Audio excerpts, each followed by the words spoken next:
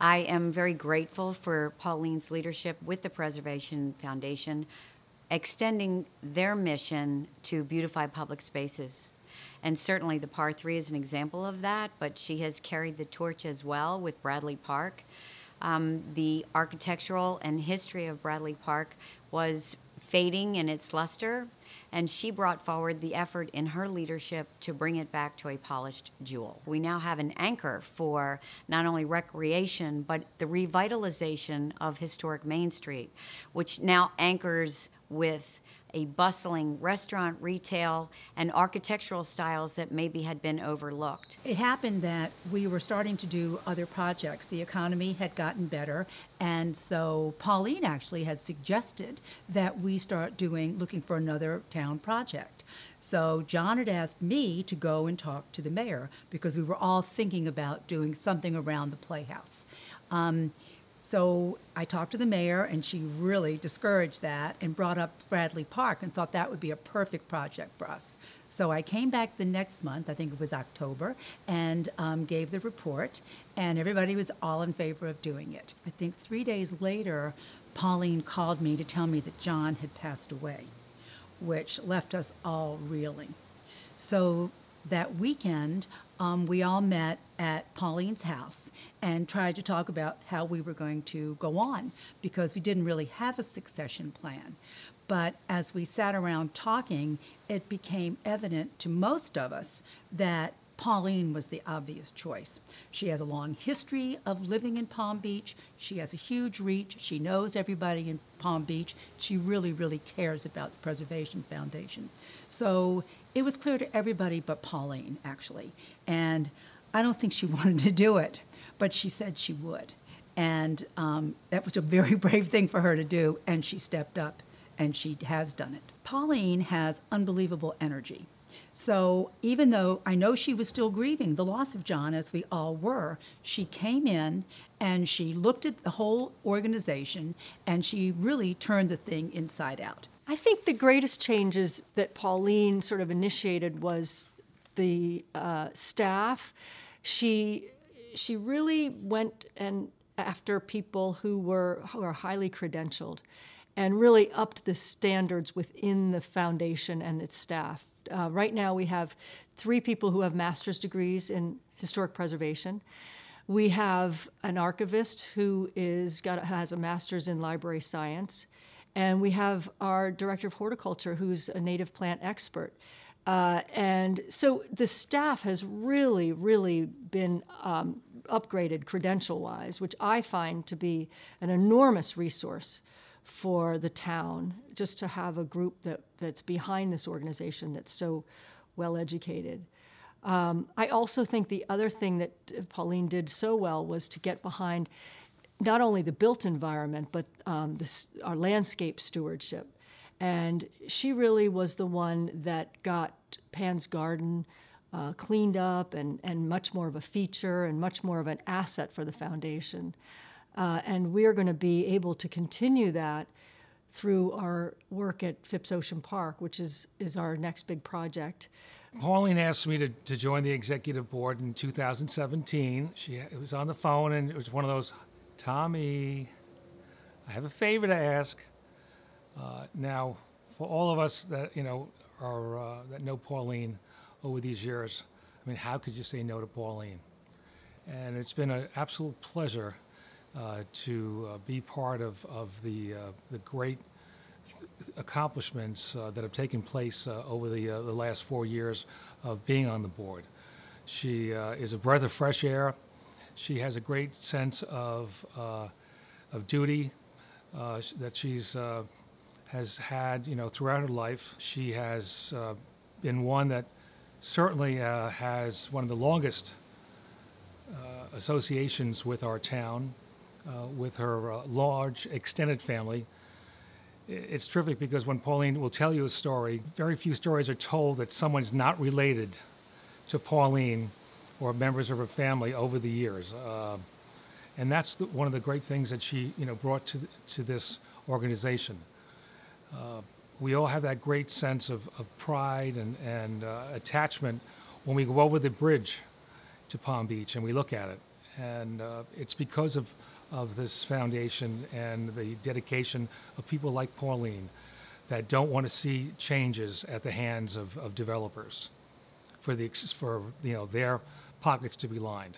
When I look at where we were 5 years ago and where we are today, it's because of Pauline's tenaciousness, because of her ability to bring people in, to have everyone work together in a very congenial environment, atmosphere. If you look at the success that we've had in fundraising, which continues to enable us to do the things that we do, Pauline has played a major role in that because people want to be part of a success story. And that's what Pauline's really all about. This is just another one of her successes in her life, that she has been able to come in, maybe kicking and screaming when she was thinking of taking on this job and people were pushing her to do it. But she has risen to the occasion and has just been a great leader here in our community to maintain the beauty through the gardens, through our architecture, through the education of those less fortunate than we are. It really has become a very well-rounded organization, and Pauline is right in the middle of that success story. Historically, the main source of revenue for the Preservation Foundation has been the dinner dance, and all thanks to our trustees and supporters around the community, it's a fantastic thing. Continues to be fantastic. However, when Pauline came on board, our membership really skyrocketed. I mean, we have set year over year new records for membership, other forms of revenue, and I think that's a result of changes to the way we've handled our programming, how we've increased our educational opportunities, how we've really, formalized our archives and done all the little things under her watch that we needed to do to really get that show of support from the community, where we're not only have a wonderful fundraising dinner dance every year, but the ongoing membership and other support. One of the great things under Pauline's leadership that's taken place is the creation of the 1878 Society. And that's been a great way to introduce the organization to a much younger base of supporters than we've enjoyed previously. It's very well run, fun events.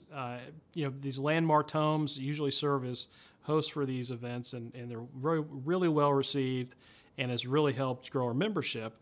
And in addition to that, Pauline has really tried to look to the future with respect to the leadership of the organization. I mean, we've brought on other younger members to the executive committee, and she's constantly trying to understand who are the new people coming to town. We have all these younger people coming to town. Who can we get involved? Because she understands how important it is to make sure that, that's the future. She's very passionate about whatever it is that she's doing, whether it's been for other charities like Peggy Adams and things like that. She throws her all into it.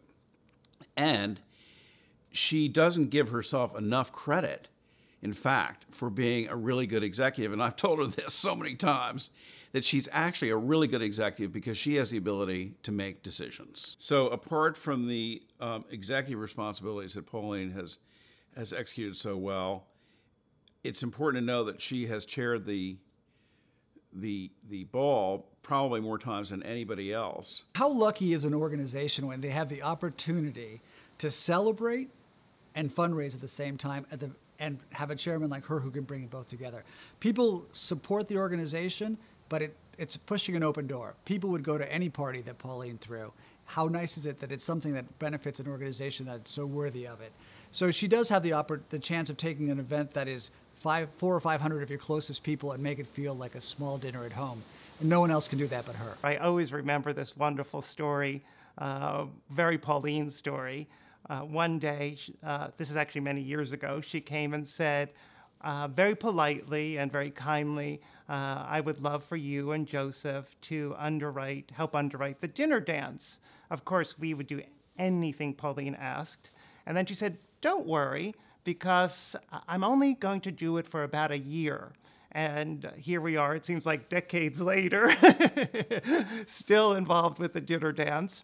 And the wonderful thing is, if Pauline asked us tomorrow to do it for another 10 years, we would sign up immediately. She's such a special person, and that's the magic of Pauline. I got involved through the foundation through Pauline, and it actually started with that little pocket that we make, which she picked up on immediately and asked me if we would make one for the preservation ball.